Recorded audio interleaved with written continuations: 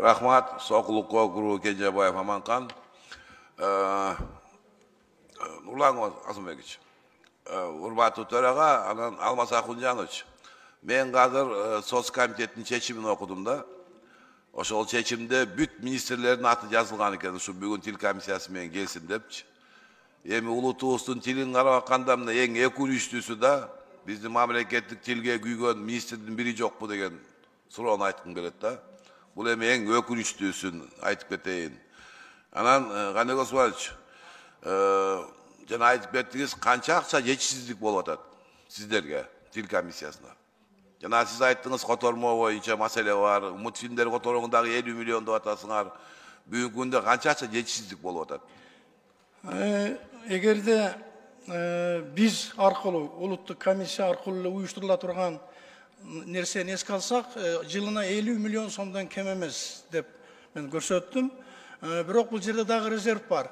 Бир эле улуттук комиссия эмес, мисалы үчүн УТРК өзүнүн бюджетинен, башка студиялар, айрыкча мамлекеттик каналдар, бирок ошол жагы абдан солгун болуп атат. Мисалы үчүн Маданият министрлиги дагы өзүнүн бюджетинен тартырса болот. Буларда департамент бар. Мен ошол жагын эске алып атам. Ал эми кане ошол эч болбо дегенде 50 миллион сомдон бөлүнүп турса жылына. Гане Османович, мен ошол жагын карап атам да сизге окшоп ар бир министрлик, жергиликтүү бийлик министрлик, аппарат президенти да, жогорку кеңеште биздин котормочулар отурат. Сиз жана айттыңыз котормо жагынан ушу акча жетишсиздик болуп атасыз да. Ушул жерден баарыбыз биригип биз улуттун тилин жардам бербейлиби, көргөзбөйлүбү? Bir başka yolun tap çıkpaylığı, jalan ele bir akçağa karab oturbay, anda büt memleket boyunca büt ministerlikler bilen çoğu ilişmeyliği. Bir yolunu izlep göröldü de bunda oturup, siz de bir özünüz sunuşunuzu gelgirseniz, biz o şonda kolda bereli, şu toktonga yazıp da geteli, bu mesele boyunca. Anan siz jana aytıp kettiniz, жаңы ben kollegam sorap kettim, ministerlikler, anan жергиликтүү бийлик, Bişkek şaharına bu hepte 50%'a ildi de otasınlar, til boyunca. Emin ben bilmem, imde de aytış gerekti. Bu kanday tapşırma, doktor menen bekitilip berilse, konstitusiyasyon kabul alıngan barıtın. Anan hiç kim cazasını albasa, sizler kat yazı öyle koysoңор, anda kantip bular biz bundan narı gözömölgü alabız. Bir bugünkü jıyın menen biz bir daha doktor menen bir girgizip keteyin da bizge. Sunuş berbeyiz mi Gane Osmanoviç? Men awaldı tak dana көрсөтүп, министрлер кабинетине, президенттин администрациясына системалуу түрдө жазып сунуш берип келем bir жылдан бери. Айрыкча Бишкек шаары боюнча, Чүй облусунун кээ бир райондору боюнча. Бишкек шаарынын вице-мэри бар экен, жооп берип койчу, эмне үчүн мындай маселе болуп атат сиздер? Саламатсыздарбы? Кадыров Азамат, Бишкек шаарынын мэринин орун басары. Бүгүнкү күндө Бишкек шаарынын мэриясынын ичинде бул жалпы шаар боюнча 50% деп айтып жатат, бирок мэрияга тиешелүү кызматкерлер 79%га чыкты кыргыз тили боюнча. Бул шаарына караштуу түзүмдөргө. Жанагы башка жанагы мекемелерде маселелер бар. Аларды дагы биргеликте кыргыз тил менен иштерди жүргүзүп жатабыз.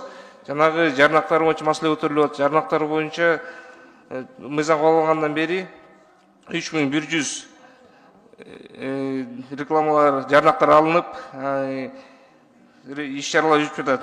104 ретке биздин кызматкерлер биргеликте чыгып, жанагы быйыл жана слайдты көрүп кетти, 500га жакын уже сунуштар бекитүүгө келип жатышат. Андан сырткары 2665 эскертүү баракчалары таркатылды. Бул жана субъектилерге кыргыз тил ылайык, мыйзамга ылайык жарнактарын орнотуу боюнча.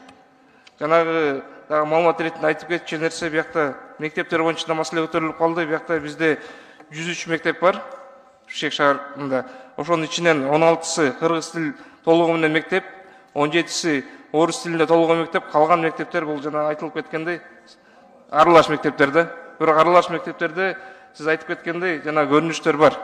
5 класс болсо бирөө кыргыз тилинде, 4 орус тилинде андай көрүнүштөр бар. Бирок ошону кыргыз тилин көтөрүү боюнча мэрия тараптан дагы иш-чаралар жүргүзүлүп жатат. Men bir nesir aytıp keteyinçi, urmatlı vitsemer, mına Gane Osmanoviç aytıp odat, Kaminge, merge, жазып атам деп атат да. Булардын Kolundan kelgen ошол жазган экен. Силерде өзүңөрдүн шаардык кеңешиңер бар. Ошолор боюнча жазасы боюнча аткарбаганды боюнча өзүңүз так айтып атасыз, 79% деп атасыз. Эмне үчүн 100% эмес? Бул эми мамлекет кыргыз тили да айланайын, биздин улутубуз, динибиз. Эмне үчүн муну көңүлгө албай атасыңар бүгүнкү күндө? Коркунучтуу бар нерседе баарыбыз айтып атабыз. Балдардын тили башкача чыгып атат. Жаңы төрөлгөн баламдан тили чыкканда орусча тили чыгып атат. Эмне үчүн карабайсыңар муну? Мен таң калган нерсем да мамлекет сактап калабызбы же сактабайбызбы? Урматтуу депутат, бир кошумча, бул вице-мэрдин айтканына мен өзүм да таң калып атам, 79% деп. Биз Инфодокстун берген маалыматы менен чыгып атабыз, 50%. Мен маалымат иретинде айтып коеюн. 79% өзү Бишкек мэриясы өзү быйыл кошулду Инфодокска. Өздөрүнүн бир методикасы менен иштеп келишкен, аныктоо боюнча. 79% болсо, мен бул жерден кол чаап, ушундай алка отурат элем. 79 эмес айланайындар. 50%га дагы 1-2% кошулуп кетти окшойт, 50ге да жеткен жок быйыл. Маалымат иретинде айтып коеюн. Инфодокска кирсеңиз Инфодокска көрөсүз. Туура, мурун тилекке каршы Бишкек шаардык мэриясы башка системада иштеп келген. Айбек Жашпекович мэр болуп келгенден биринчи тапшырма иретинде документ оборот Инфодокска өткөзгөн. Мэрия шаары Инфодокска ноябрь айында толугу менен өтүп, ноябрь-декабрь айында толугу менен өттү. Инфодокс мурун АИС системасы бар болчу, ал башка системада. Аякта тилекке каршы кыргыз тили көрүнбөй келген. Биякта ошон үчүн кыргыз тили менен мэриянын ар кандай цифралары дал келбей көрүнүштөр бар болчу. Бирок быйылдан баштап бул көрүнүштөр жокко чыккан. Бишкек шаардык мэриясы толугу менен Инфодокс системасына өткөн. Рахмат. 6-процедурный.